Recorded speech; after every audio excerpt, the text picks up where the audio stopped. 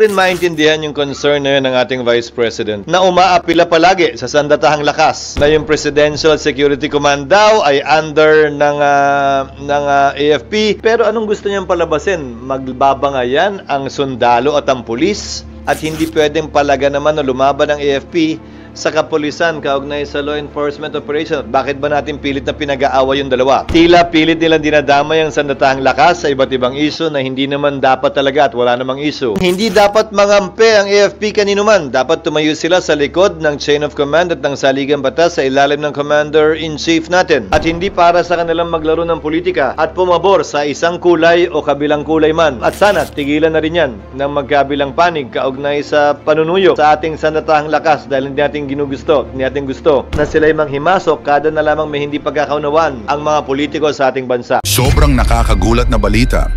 Grabe, Vice President Sara Duterte nagdeklara na. Nagsalita na si Senate President Francis Chis Escudero, malaking gulo ito. Ayon sa nakalap nating impormasyon, naghihikayat ng gulo si Vice President VP Sara. Matapos arestuhin ng mga pulis daw si Duterte. Gusto niya pag-awayin ng pulis at militar, hindi daw kasi pinagtanggol ng AFP si Duterte.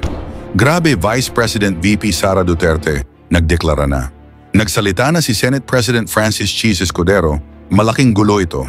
Tara panoorin natin. Sana magdulot ito ng paglilinaw sa isyu at hindi magdumagdag pa sa hidwaang nagaganap at sa init at tensyon dito sa ating bansa. Sa pananaw at palagay ko naman ay hindi nakadagdag dahil nga may mga paglilinaw na ibigay ang magkabilang panig kaugnay sa bagay na ito at nakapagsalita yung mga ahensya na inimbitahan ni Senator Marcos na may buong laya. Para sa akin, dahil maraming mga katanungang nasagot, tinigil na nga lang yung hearing, di ba? At sa ngayon, wala pa naman yatang pangalawang hearing na ini-schedule. So tila naging sapat yung unang pagdinig at wala namang matinding pangailangan para sa isa pang pagdinig kaagad-agad.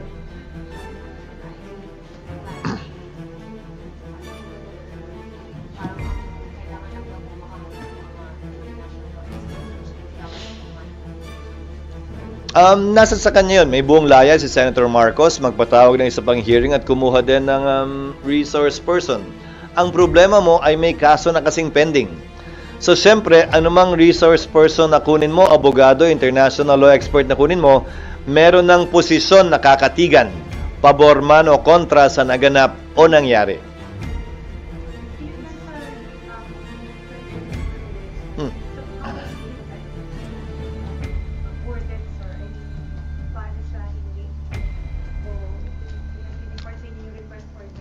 They simply cited the Supreme Court decision that held executive privilege to be validly invoked by the executive branch.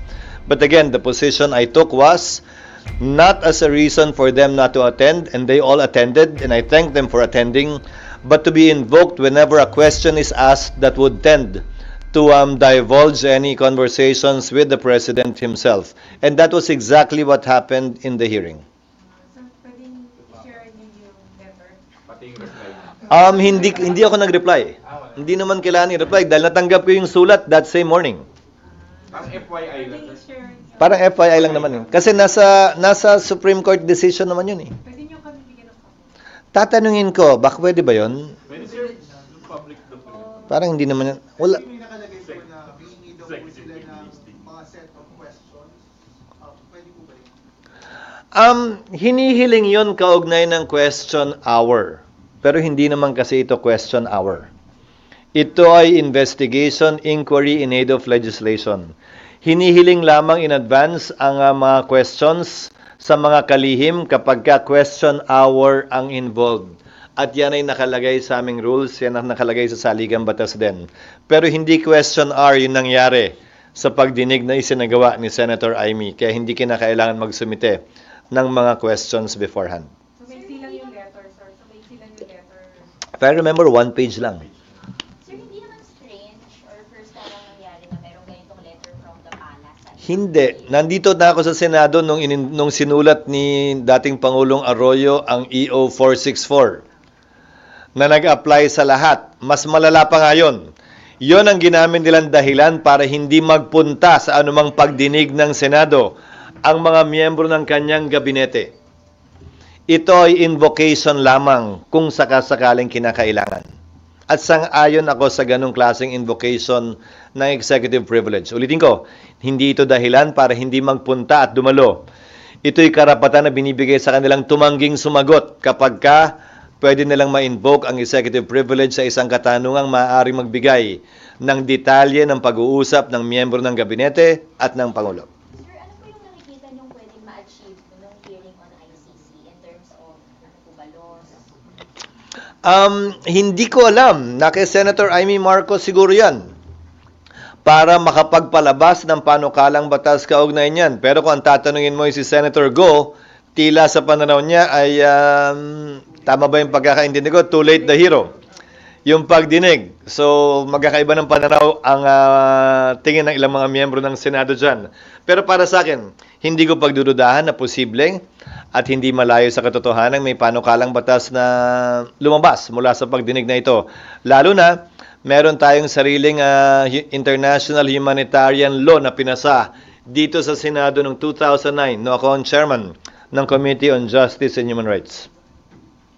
Yes, RG. Problema kasi dito sa invocation nila ng EO 464 or na executive privilege, some days before, merong isang cabinet secretary who gave what appears to be a tell-all interview. And then ngayon, nung hearing, ginamit yung EO 464 para hindi na mag-elaborate doon sa interview na yon. Kasi nga, pina-follow up nung hearing kung ano man yung napag-usapan dun sa interview na yon. So parang, isn't that nagmumukhang parang may tinatago sila? Ika nga nung kanyang kapatid na hindi mo pinangalanan.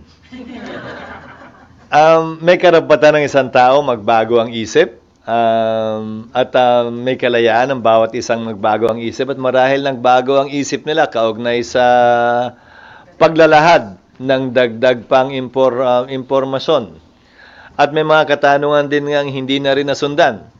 Dahil sa kabila ng paglalahad na yun, halimbawa, na itinanggi ng isang cabinet member na ilang upuan lang ang pagitan, ay hindi na natanong din kung alin ba talaga ang totoo. So, dapat lesson learned dito ng cabinet members. Kasi ganyan pag-usap mo din. Muna ang pag-usap mo. Lagi na pag-conversation ng presidente. Hindi para sa akin na pagsabihan sila, pero nung nagsimula ako sa politika o sa larangan ng serbisyo publiko noong 1998, hindi naman sa may tinatago, pero palaging less talk, less mistake. And then, sir, si Vice President, sabi doon sa virtual appearance niya sa hearing, pinuna niya yung kawalan daw ng action at EFP when his father was being arrested. What do you make of that? At saka, how do you look at Secretary Teodoro's response? Sabi niya, support sila sa PNP. Alam mo, hindi ko rin maintindihan yung concern na yun ng ating Vice President. Maliban sa, ito'y patuloy sa pagpapatuloy ng tila mensahe na common sa kanila na umaapila palagi sa sandatahang lakas sa anumang level, anumang issue, anumang kaganapan. Dahil hindi ko rin maunawaan kung ano yung apila niyang sinasabi kaugnay nun na yung Presidential Security Command daw ay under ng AFP. Pero anong gusto niyang palabasin? Magbabangayan ang sundalo at ang pulis? Klaro, law enforcement operation yon na nag-assist lamang ang AFP.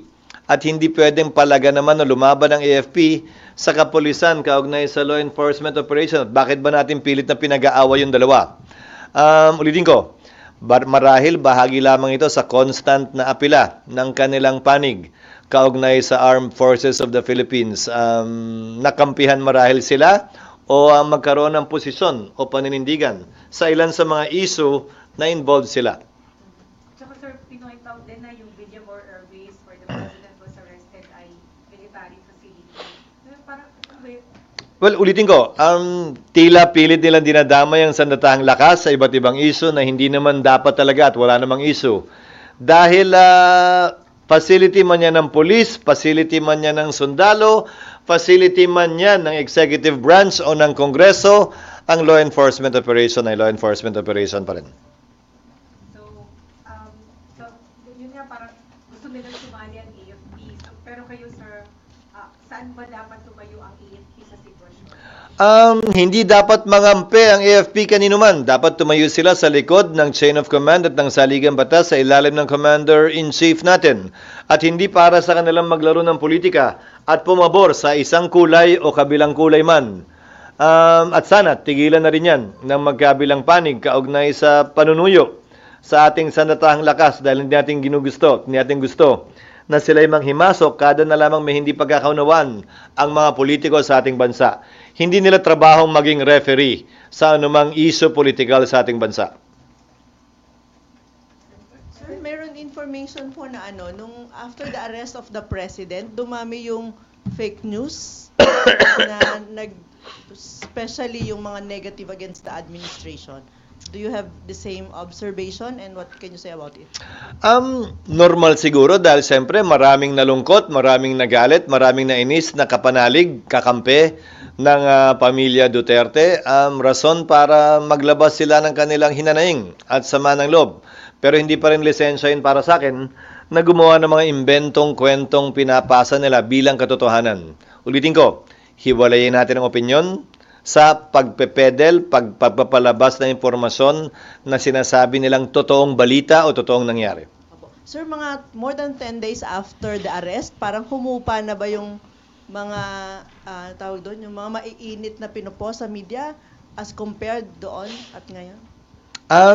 Wala kasi sa timeline ko yung mga yun eh. Ang timeline ko, showbiz, hindi politika kaya hindi ko nararamdaman kung humuhupa nga ba o hindi. Palibasa kayo, ang timeline kasi ninyo ay puro yung mga kaganapan sa politika. So, hindi ko nararamdaman kung lumalala ba o humuhupa nga ba. Ikaw naman, ang trabaho ko na nga politika, pati ba naman pag nasa bahay ako at gumagawa ng ibang mga relaxing na bagay, ayan pa rin. Dapat di na, di ba? Pero sir, as a leader, di ba dapat parang ina-assess natin whether, di ba, pati mga yung economy, but it might be affected because of yung ingay sa ganitong mga... Alam mo, sa tingin ko, ang ating ekonomiya ay soundproof na kaugnay sa ingay politika. Kung matitingnan nyo ilan sa mga basic economic indicators, hindi naman tila ito naapektuhan ng ingay ng politika. Mapa-impeachment man o itong kay dating Pangulong Duterte. Halimbawa, bumaba ang inflation natin ng mula 2.9 to 2.1% month on month. Di ba? Bumaba na rin ang presyo ng bigas, bagaman hindi pa sa level na gusto natin.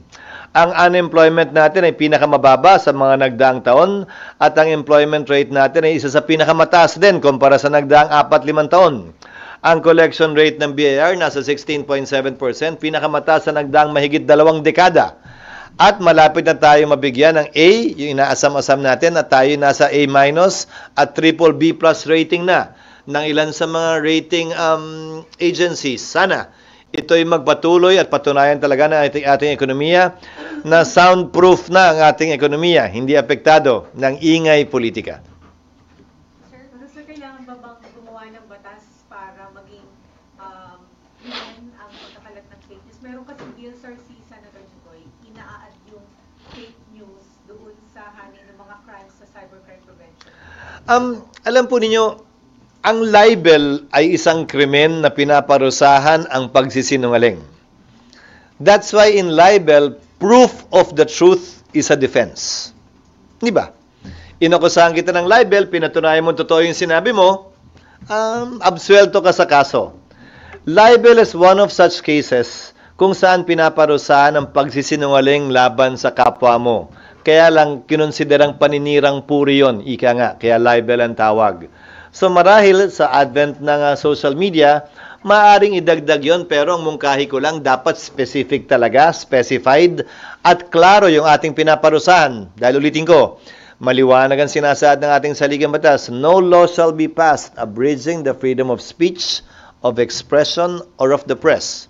Again, you may not agree with what I am saying, but I will always defend to the death your right to say it. Basta't opinyon yung sinasabi mo at hindi mo binebenta, nilalako bilang katotohanan tungkol sa isang bagay, tao o kaganapan.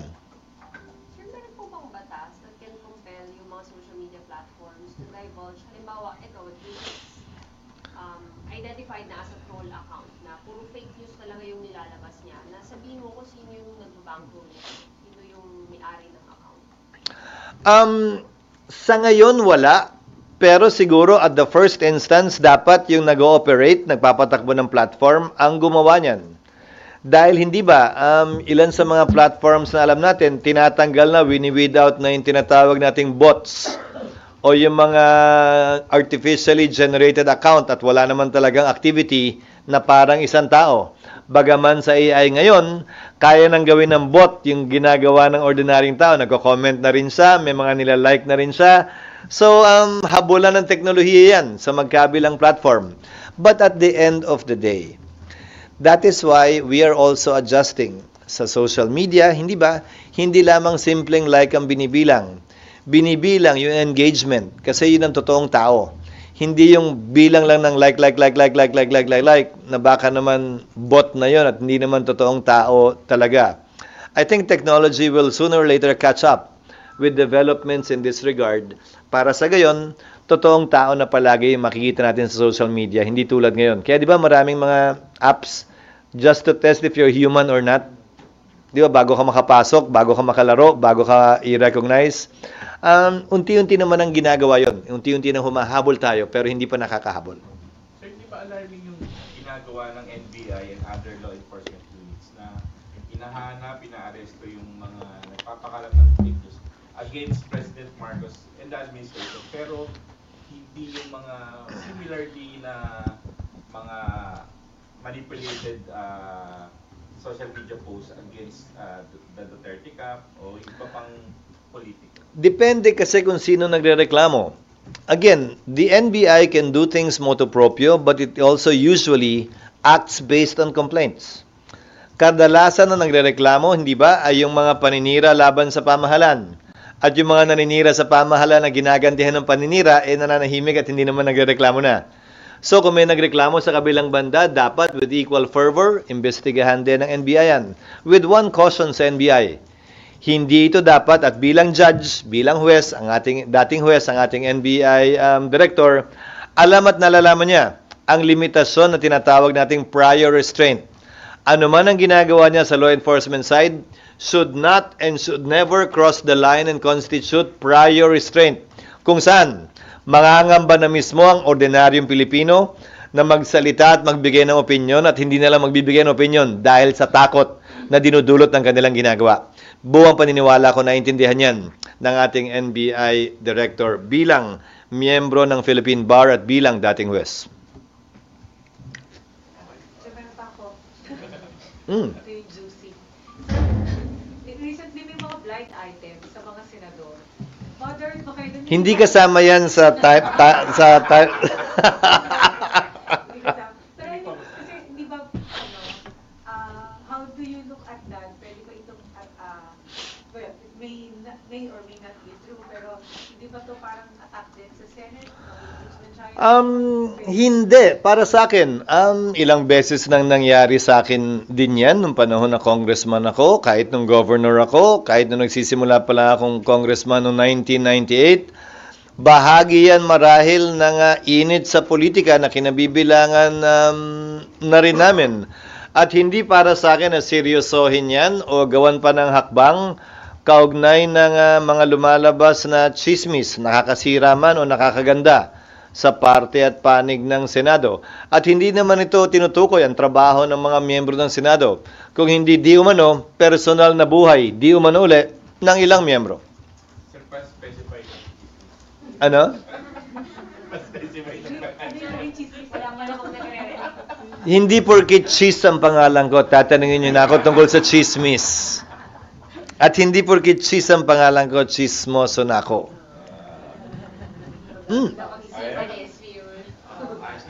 Hindi, ang tagal ko nang sagot sa ganyan yan. Okay? Yes. Pero, paano dapat i-handle sa senators pag may ganyan? Kasi pag lahat kayo sasagot. Individual at personal to. At hindi dapat sagutin bilang isang institusyon para sa akin. At hindi naman ito inaapektuhan o tinutukoy yung trabaho namin bilang mga miyembro ng Senado at bilang isang institusyon. Lilipas din yan. Yes, ma'am. Sir, what's your stand sa PUV modernization program? Kasi meron din transport strike ngayon yung My position has not changed hanggat hindi pa napeperpekto na isasaayos ng pamahalaan yung sistema, lalo na yung aspeto ng financing. Kaugnay sa PUJ, PUV modernization, hindi ito dapat i-require muna sa lahat dahil hindi nila kakayanin. Yung taas at laki ng presyo ng modernong jeep, kahit na malinis pa yan, sa oras na ito. Dapat kasi sana inuuna yung financing para kayanin hindi lamang ng tsuper, hindi lamang ng operator, pero lalo na ng mananakay. Pero sir, di ba every year pinaglalaanan yun ng pondo sa Congress ng PUV modernization? Plus parang ang tagal-tagal na. Every year pinaglalaanan ng pondo, pero sa kabuuan, kung tama ang pagkakaalala ko, 14 na bilyon pa lamang sa kabuuan ang nailalaan. Ang kailangan para mabigyan ng subsidiya na 400,000, kung tama din ang pagkakaalala ko, ang kada jeep operator at super ay 42 billion pesos. So malayo pa tayo dun sa perang kailangan para talaga matustusan yung subsidy na kinakailangan para sa kasalukuyang mga namamasadang jeep. Basta lifetime ba natin matutupad pa yung PUV? Basta ayusin yung financing side. Nandiyan ang Land Bank, nandiyan ang DBP, ang daming pera. Bakit hindi gamitin para ipahiram sa kanila at concessional rates? Bakit hindi pagaangin yung proseso ng pag-ipapahiram? Para sa gayon ay talagang matuloy na ito at magawa na ito sa lalong madaling panahon. Hindi naman po pwede na ang halaga ng isang modernong jeep ay nasa kulang-kulang 3 milyon, tapos ang subsidiya mo ay nasa 200 to 400,000 lamang. Saan naman kukunin ng operator o ng tsuper yung pambayad nun? Lalo na, hindi naman sila pinapayagan ng LTFRB magtaas ng pamasahe, depende sa laki ng babayaran nila dun sa modernong jeep. Kahit nga yung transport routes, hindi pa tapos ng LTFRB na aprubahan sa buong Pilipinas. So, paano natin mako-compute yung tamang pamasahe na dapat singilin na makakabawi yung mga inobligan natin bumili na moderno, malinis, pero mahal na mga jeep? Yes, madam. May apila po yung Malacanang umuwi na si Vita Sara dito kasi meron pa siya trabaho bilang Vice President. Pero sabi po niya wala siyang intention na umuwi agad kasi tutulong siya mag-repatriate ng mag-distress Filipinos. Pero sabi po na hindi niya yung gawain, yun ay trabaho na DFA at DMW. Tama po ba yung kahilingan ng palasyo na umuwi na siya para sa kung sino naman yung iba niyang trabaho? Kahilingan ng palasyo yan o ni Yusek Claire? Yes. Hindi, tinatanong lang kita. Hindi ko alam.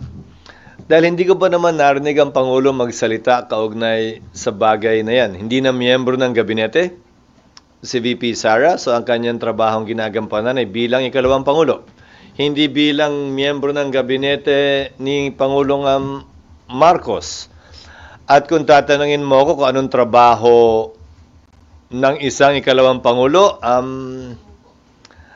na walang hinahawakang cabinet portfolio, hindi ko rin kayang sagutin.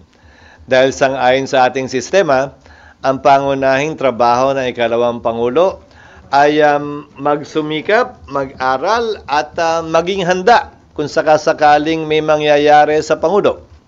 Pero walang nakasaad na mga bagay na specific na kailangan gawin ang ikalawang Pangulo. Maliban na nga lang kung meron siyang cabinet position na hindi niya pwedeng iwanan at dapat gampanan. Pwede ba yun sa parang duplication of duty? Alin? Duplication of Anong ibig sabihin mong duplication of duties? Yung sinasabi mo kasi Bibigyan kita ng halimbawa. In parliamentary governments in different countries, ang trabaho ng oposisyon ay magtayo ng shadow government. Meron silang hindi man secretary, expert on labor, hindi man secretary, expert in interior, local government, in defense, in the economy, para kung sakasakaling magkapalitan sa kanilang parliament, handa sila to govern. So, ganun din marahil tayo dito. Ang pangunahing trabaho para sa akin ay ikalawang Pangulo ay maging handa kung sakasakaling sa panawagan ng panahon ay kinakailangan niyang pumulit o humalinhin sa Pangulo kung anumang kadahilanan. Yun para sa akin ang pangunahing trabaho niya. Para sa akin, kung ano man ang makakadagdag tulong sa sino mang kababayan natin, hindi kawalan yun. Sir, hindi ba yung alibi niya lang just to remain in Netherlands? Malapit sa kanyang tatay? Hindi ko naman din siya masisisi dahil kung ako din naman ay may mahal sa buhay na nakapit sa ibang bansa, syempre gusto ko rin nandun ako hanggat may kapalit ako. Sa ngayon, wala pa yatang visa yung kanyang mga kamag-anak o kapatid para samahan naman yung kanyang tatay doon. At syempre, ang limitasyon nun, kung hanggang kailan lamang tatagal yung visa na binigay sa kanya ng Schengen o ng Netherlands government para manatili siya doon. Sir, do you share the observation of Rennie na nung hinuli yung chief of staff ni VP, medyo emotional siya? But when her father was arrested, parang kalmado. Mas gusto mo bang emotional siya palagi o mas gusto mong kalmado siya? Ne, mas gusto ko naman siguro na kalmado siya kaysa emotional siya at nanggigilait sa galit. Dahil hindi nakakadagdag o nakakatulong yon na mabawasan ang ingay at bangayan sa ating bansa. Malayong mas gusto ko yung kanyang reaksyon nitong mga nagdaang linggo kaugnay ng pagkakahuli at pagkakapit ng kanyang ama. Maybe she learned the lesson nung naging emotional siya doon sa dati. Marahil, nasa sayo na yun. Wala rin sa timeline ko yun.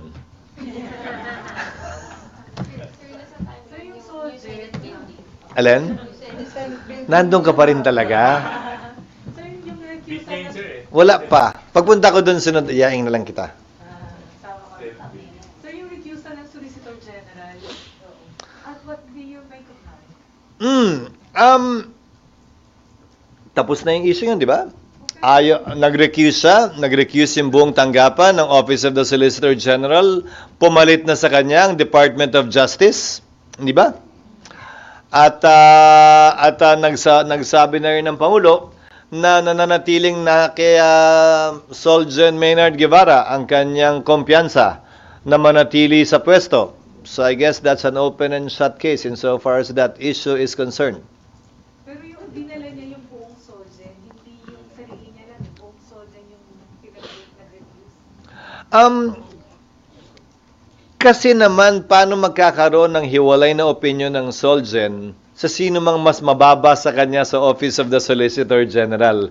Nagpahayag na siya ng kanyang posisyon at paninindigan kaugnay sa isyong yan. Magiging kapanipaniwala ba yun kung yung kanyang deputy ay magkakaroon ng iba ng pananaw? Samantalang nung binahagi niya yung posisyon na yun, dala niya yung buong Office of the Solicitor General. Pero sir, okay lang ba yun? Na basta-basta siya, hindi, masasabi siya na hindi niya i-represent? Wala bang rules and Tiyak ko, nagkausap naman siguro sila, kaya nga nananatili pa rin ang kumpiyansa ng Pangulo sa kanya. Dahil kung hindi, at kung walang abiso yun, marahil iba ang kinalabasan. Would that not weaken the case of the government? I don't think so. Because ang pagkakaroon niya ng ibang pananaw na ayaw niyang baliktarin, na nauna niya ng sinabi, ay hindi naman makakaapekto sa anumang magiging posisyon ng pamahalaan, lalo na dun sa legal theory ng DOJ na bindings on individuals ang ICC, bagaman di na tayo miyembro nun, at bagaman hindi yan binding sa bansa, binding yan sa mga individual dito sa bansa. SP, your reaction lang po sa binalaan po ni Vice President Sara Duterte ng ama niya na maaari siyang matulad kay Benigno Aquino kung ipipilit niyang bumalik sa Pilipinas. SP, ano masabi? I don't want to comment on any speculation dahil yung pagbabalik pa lang malaking question na yun dahil sinabi rin niya sa parang interview, hindi ba? Na hindi na makakabalik. Tapos biglang babalaan niya na kung bumalik. Ayoko magkomentaryo sa nagbabalik-tarang mga opinyon kaugnay sa bagay na yan. Hintayin ko na lamang kung talagang magaganap yan. In short, how can she say that she warned her dad that if he comes back, this might happen when she herself is saying that he will not be able to come back anymore? Ngayon, ikaw, bilang Pilipino, ano ang masasabi mo at reaksyon sa balitang ito? Mag-iwan ka ng komento sa ibaba at atin pong babasahin isa-isa.